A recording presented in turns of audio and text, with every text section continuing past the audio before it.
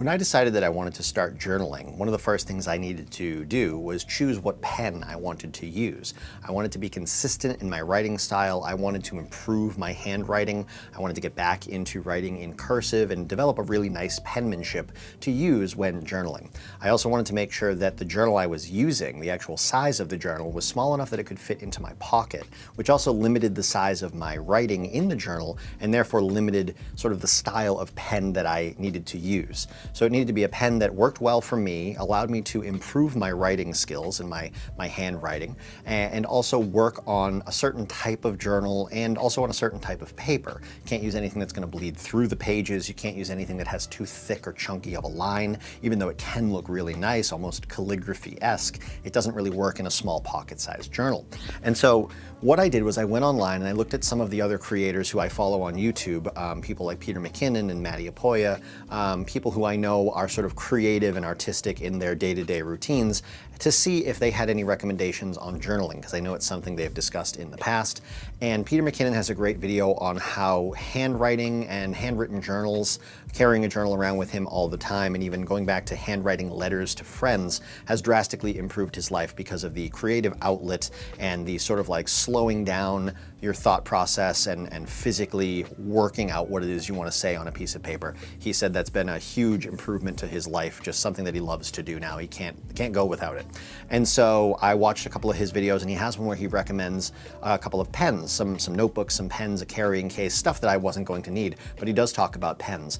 And of course, he has some really, really high-end pens that I would never be able to afford, like Mont Blanc pens, which start at like $800 and go up to, I think they have pens that are like hundreds of thousands of dollars with like diamonds in them. It's insane. But he talked about the Mont Blanc pen, and he was like, I have it, it's nice. I have one that I like better that costs, a fraction. And what he talks about is this pen right here. This is a TWSBI fountain pen, spelled T-W-S-B-I. See if I can give you a little look at that right there. So this is a TWSBI fountain pen. You can order them on Amazon or through the TWSBI website. They cost about $50. They come in a couple of different styles. I got the exact one that he recommended because I didn't want to mess it up. If it was that good, I wanted to get exactly what he was recommending. And $50, you get the pen, and then you need to buy your own ink. So, because it is a fountain pen. So I picked up this ink right here. It's just what Amazon said most people bought with this pen. It's a nice blue ink. I believe both of these came from Japan, even though I ordered through Amazon. The TWSBI pen took about 2 weeks to show up. I'm guessing it's not the kind of thing that Amazon normally drop ships, but I was fine with that. This has a 0.5 millimeter nib, so the writing tip, which means it leaves a pretty thin line, but at the same time you have to remember it's a thin line attached to a fountain pen. Fountain pens will make the line as thick as you want, depending on how hard you press and how slowly you move the tip across the page, because the longer the tip is in one spot, the more ink is going to soak out of the pen onto the paper in that one spot, leaving a thicker, higher risk of bleeding line. And so I started working on journaling with my fountain pen here, and it is a lovely pen. It's a plastic body with a cool mechanism inside to draw the ink up into it from the ink bottle. You could probably refill this pen all the way, I don't know, somewhere between 25 and 50 times from this bottle. Maybe that's an exaggeration, 20 to 30, but you're gonna get a lot of writing out of this bottle. I think the bottle was like $15 and the pen was $50, so not a huge investment, but more than your average pen. If you take care of it, you're gonna have it for a long time. It's really well made. It comes in a nice little plastic carrying case. It's a nice device. I've never had it leak on me or spill any of its ink out. It seals really well at the top. It comes with instructions on how to fill it up and how to clean it off after you have.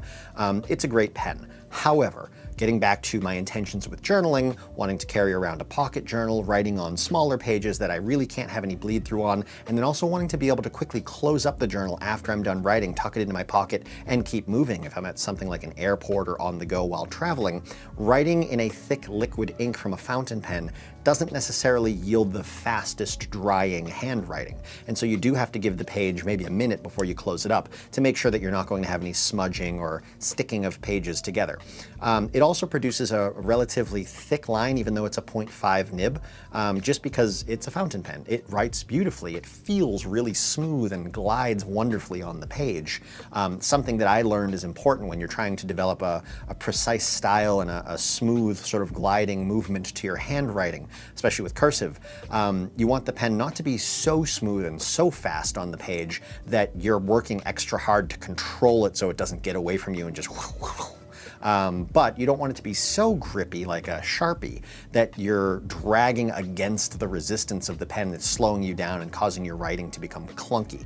This works that middle line perfectly, but the ink that it's putting on the page and the size of the writing was a little too much, so I had to move on from the TWSBI pen. I will definitely still use it if I ever do something like handwritten letters with a larger line spacing and not so many words, because it is lovely, and I'm glad that I own it. It's a very nice pen to write with. It's just not right for the application that I was trying to use it for. And so I then went out to try to find something that would feel as good as that pen, but produce a thinner, more controlled line that isn't going to bleed or soak in my journal. And so here are a few of the pens that I actually tried out before I went with the one. Actually, one of them is in my pocket. I have to take it out of my pocket because it's always in my pocket because I carry it with me because it's my journaling pen. But we'll get to that. So I picked up these 5 right here because I knew that the TWSBI had a 0.5 millimeter nib, and so I was looking in the range of 0.5 millimeter pens.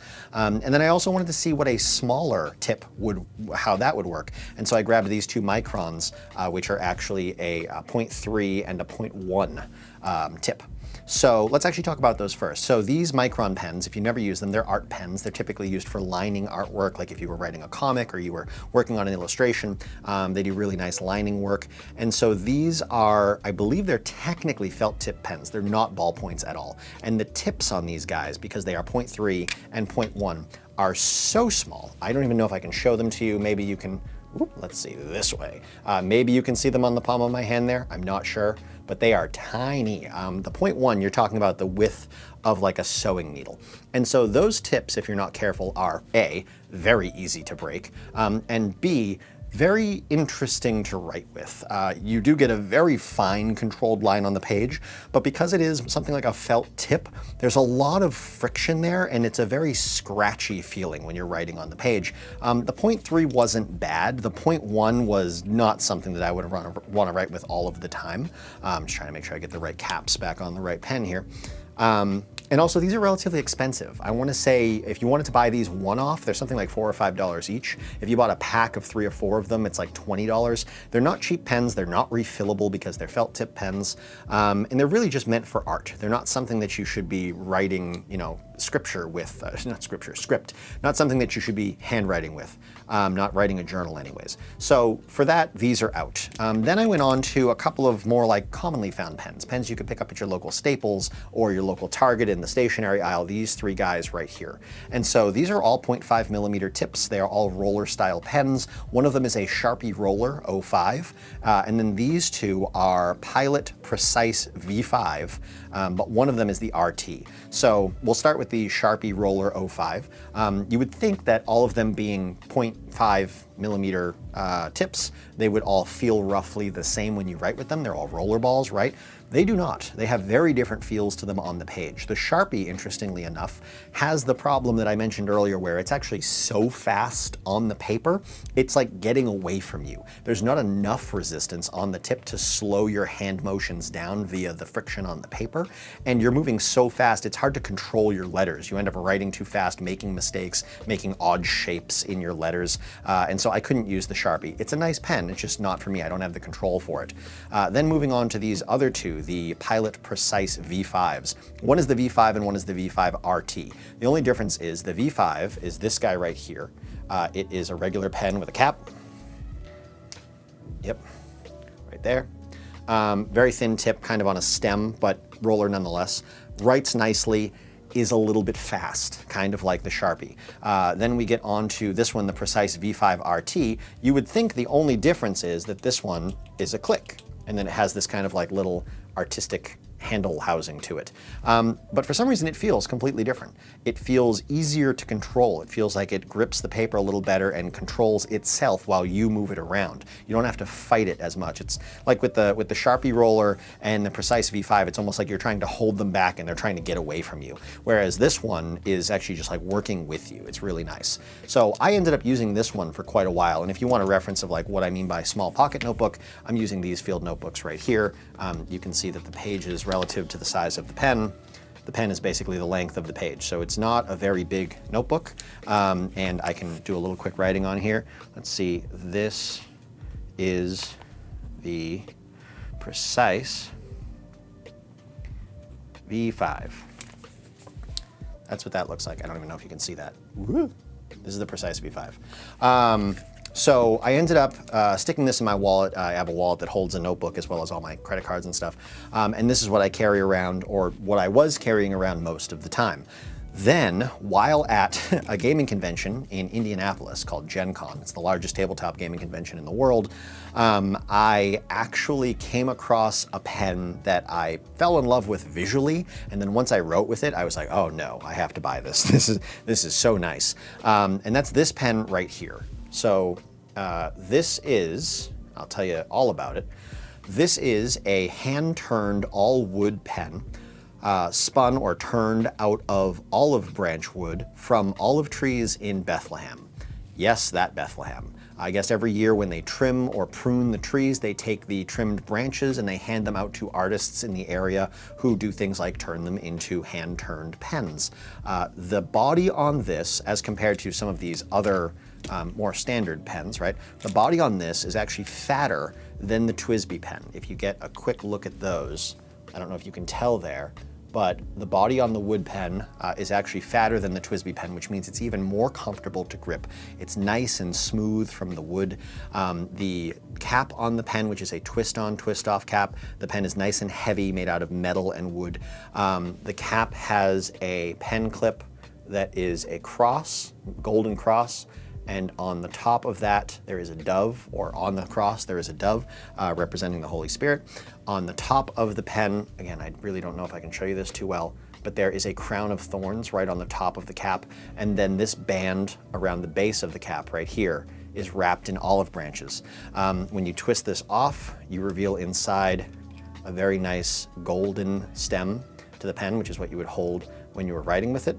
And then the actual cap of the pen screws onto the top so that when you're writing, all the weight of the pen is now at the top of the pen away from the writing tip, which means if you hold it with sort of, I guess what you would call proper form, right? It wants to fall down into the crook of your hand. You can see if I lift that up there, it wants to fall back into the pocket of my hand, which makes it really comfortable to hold and really nice to write with.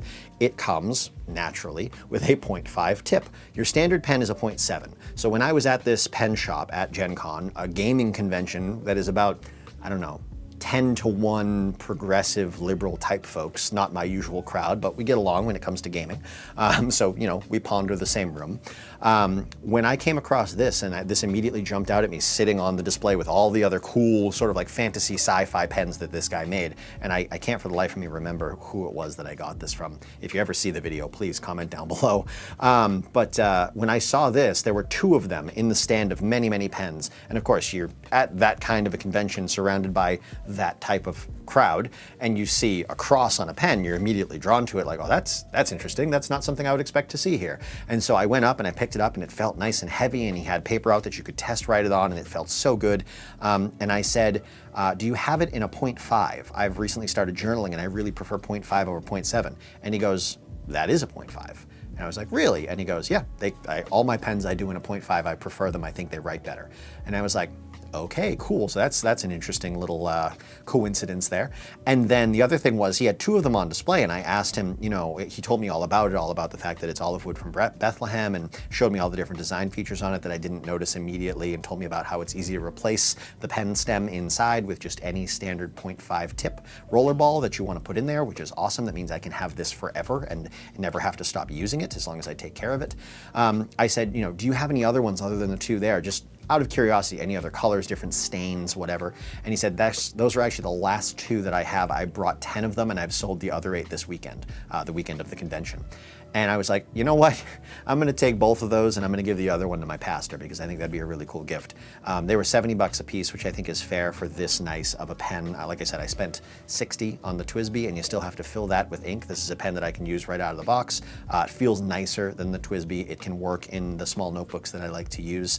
And it's got a lot about it that sort of I appreciate. The cross, the dove, the crown of thorns, the fact that it's the olive wood from Bethlehem. This is just a beautiful piece of art smart as well as a wonderful writing tool that I prefer to use as often as possible. The one downside of this is that it does not fit into my wallet that I purchased to carry around my notebook. So just a quick little glimpse here, I'll talk about this in another video, but this is my wallet. It has my journal over here, and it has my 6 credit cards and some cash here, and it's got a pen holder right in the middle. So that pen holder works with all of these other pens that I've tested out. It works with the RT, which is the one that I ended up choosing to use. When you close this up, it doesn't sit flush on the edges here. It offsets itself a bit like that, but that allows it to sit flat in your pocket, and it doesn't cause any kind of a bulge. It doesn't hurt to sit on, doesn't damage the pen, doesn't, stretch anything in a weird way. This is all leather. I had it embossed with a little travel symbol as well as my initials down here.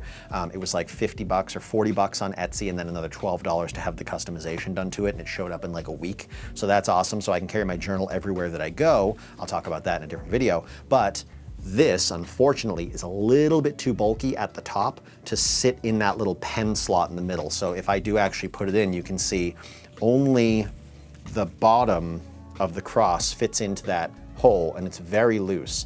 The cross is too wide, because it's a cross, to go all the way in. And I can close it, but when I do that, the cross is sitting perpendicular this way to the edge of the wallet. And so when I sit on that, I'm sitting against the cross, and I'm definitely eventually going to snap it off, and I don't want to risk doing that. So a few ways I can travel with this is that, well, one, I can use it at home, obviously. If I'm wearing my suit jacket, I put it in the breast pocket, and it kind of sticks out of the breast pocket almost like a lapel pin. And so you can just see the cross, which is really cool.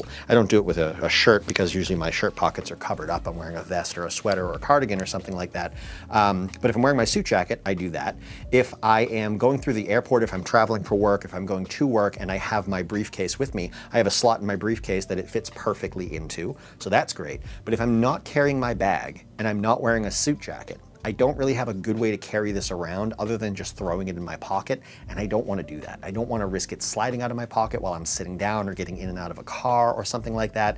I don't want to clip it to anywhere else on my body, because I don't want it to catch on anything and possibly damage the clip. It's built really well. I don't think that it's flimsy in any way. I just don't want to risk damaging it. I want to have this for a very long time if I can. And so for now, I don't really have a good way to travel with it outside of suit jacket or bag, or just leaving it at home, which for now, mostly that's what I do. But that was my little story about pens. I started out with the TWSBI pen, the fountain pen, which is very nice. I tried a bunch of different ball pens as well as micron pens. I do like these Pilot Precise V5s, especially the RT feels really good to me. Plus it's clicky, which is good for on-the-road convenience, because if you're trying to take a quick note and you're holding your journal in one hand, it's hard to be like, okay, let me open my journal to a fresh page. All right, now let me take the cap off and hold the cap with this hand while I then write over here. That's a little awkward to have to deal with the cap, whereas if it's this guy, the clicky pen, the RT, and it's just in there, it's like, okay, let me open this up, take the pen out, boom, we're ready to write, okay. Let me find my page, good. No awkwardly holding a cap or anything like that, nice. Clicked, and we're back in. You stick it in the slot, you close the wallet up, and it's back in your pocket.